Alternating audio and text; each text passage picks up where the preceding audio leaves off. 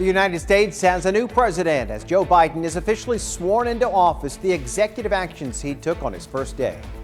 In his inaugural address, the president called for unity and an end to the nation's uncivil war, the shared interests and mutual respect that are helping two local congressmen lead by example. ABC 10 News at 6 starts now. But first, crews have contained two brush fires spread by strong winds in different parts of the county today. This one erupting in a residential neighborhood in Carlsbad, forcing evacuations. Good evening. I'm Kimberly Hunt. And I'm Steve Atkinson. We want to get right to our ABC 10 News reporter, Mimi Alcala, live from that neighborhood in Carlsbad with more. Mimi. Yeah, Kimberly, Steve, this was definitely a big scare for so many people, but fortunately, fire crews were able to jump on this, attack it, and get a handle on things before this fire could escalate. We're here on Park and Marina Drives, and you can see fire crews are up this charred hill right now working on mopping things up. They've been working on this since earlier this afternoon, getting a handle on everything. We're told they're also working on lifting evacuations soon. It was supposed to happen about an hour ago, but a fire official here on the scene just told us about 5 minutes ago that crews are getting some fire retardant off homes and making sure everything is safe before they start letting people back in. We do have some video to show you. Here's what it looked like just a few hours ago.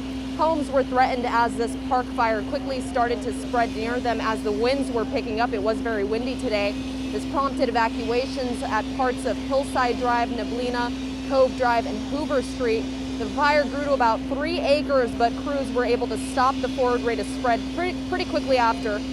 Several fire agencies came together to attack the flames from the ground and the air.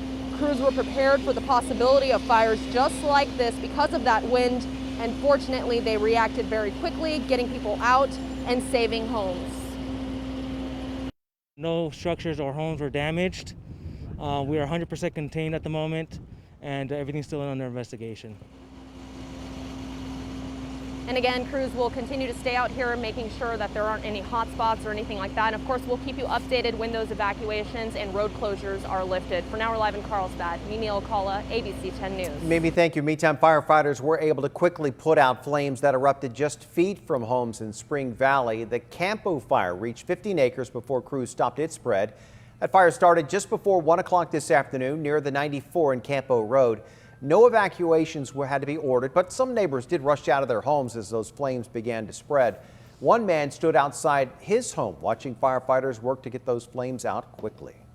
They were right on top of it, right on top of it. Couldn't have done a better job. I'm going to be awake all night.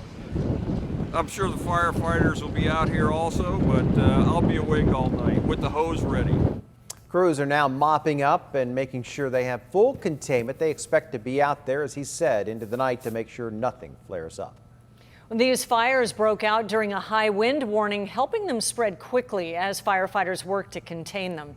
And meteorologist Leah Pizzetti is joining us now with the conditions the crews are dealing with. Leah? Yeah, Kim, thankfully those winds are calming down now, but definitely that was the big threat earlier today as we were in that high wind warning. But that high wind warning has expired for parts of the county. You can see along our coast, mild winds, 7-mile-per-hour winds here in San Diego. So our high wind warning along the coast has now expired. Humidity, you can see 38% in San Diego. That thankfully was helping out firefighters as well. It wasn't too dry as far as our air is concerned, but winds should be calming down now. You see right now in the next hour or so, they're still going to be gusty in our mountains, but as we head into tonight and into tomorrow morning, they do calm down back to normal speeds. So right now, the only high wind warning that remains is for our inland and for our mountain communities. That does expire at 10 p.m. And now that the winds are gone, we are shifting our focus to rain heading our way. Coming up in just a bit, I'll break down the multiple cold winter storms that are heading our way. So help you God. So help me God. Congratulations, Mr. President.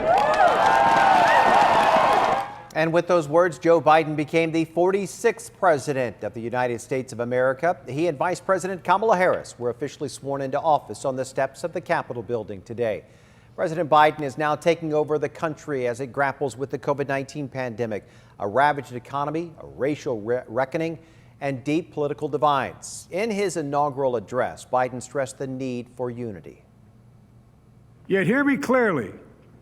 This agreement must not lead to disunion. And I pledge this to you. I will be a president for all Americans. All Americans. President Biden then signed several executive orders in his first day, including a mask mandate on federal property and one that brings the U.S. back into the Paris Climate Agreement. In the meantime, Vice President Harris spent her first day swearing in the nation's 3 newest senators, including former California Secretary of State Alex Padilla. Vice President Harris has strong connections to San Diego, in particular to our new mayor, Todd Gloria. Our ABC 10 News anchor Lindsay Pena spoke with the mayor about his friendship with the vice president and what he expects here in the coming days. San Diego Mayor Todd Gloria and Vice President Kamala Harris first met when he was a young city council member. She, the district attorney of San Francisco. Over the years, she would often be in touch, particularly when she'd come to San Diego. Gloria says the vice president made it a point to offer guidance and support. She was here not long ago helping him campaign for mayor. It's been a long-term relationship that I truly value. I see her as a mentor, and I know a lot of people feel the same way. Gloria says Harris has a way of connecting on a personal level with those she meets.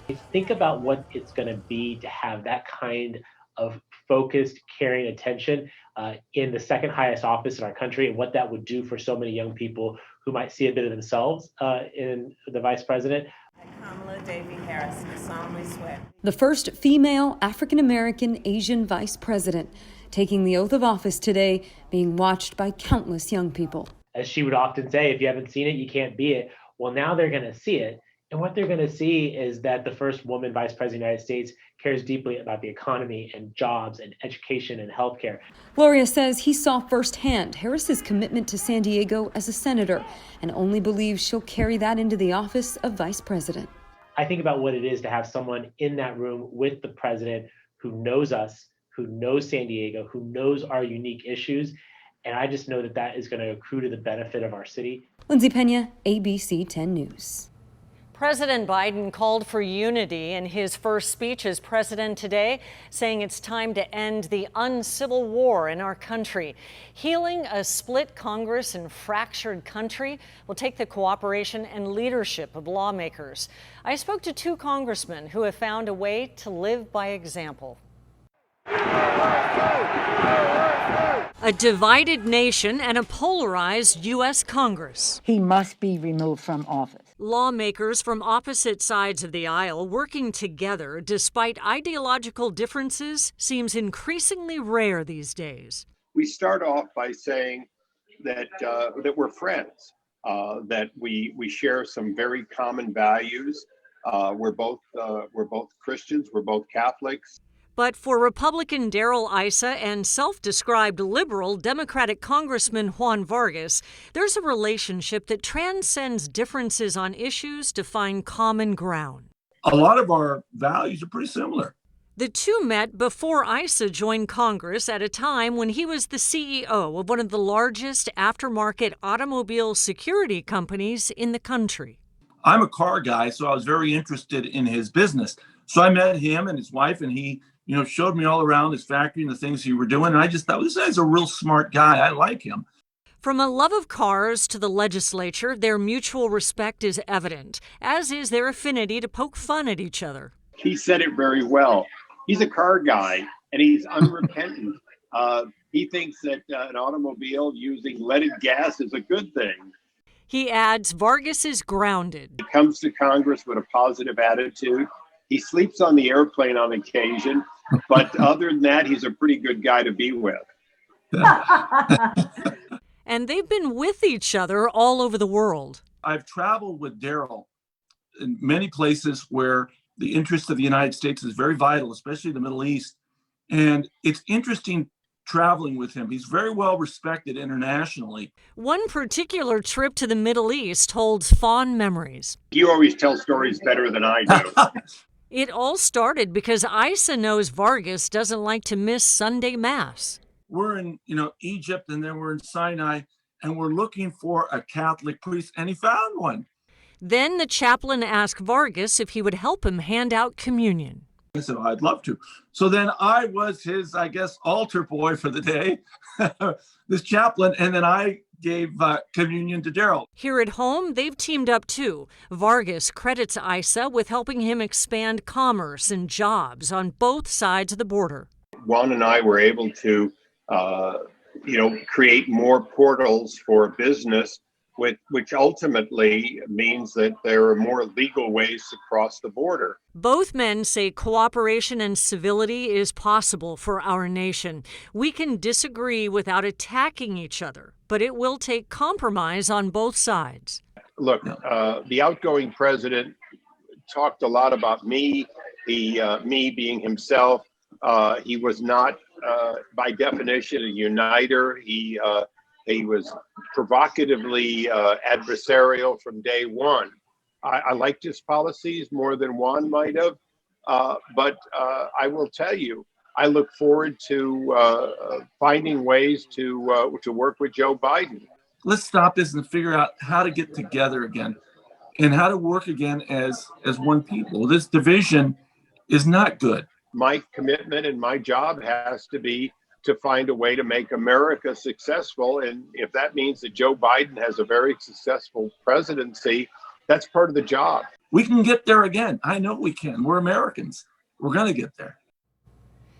Vargas and Isa make it clear they don't see eye to eye on some policy issues, such as the border wall, but they both say there is common ground for meaningful legislation that puts the American people first, and it starts right here in their districts in San Diego.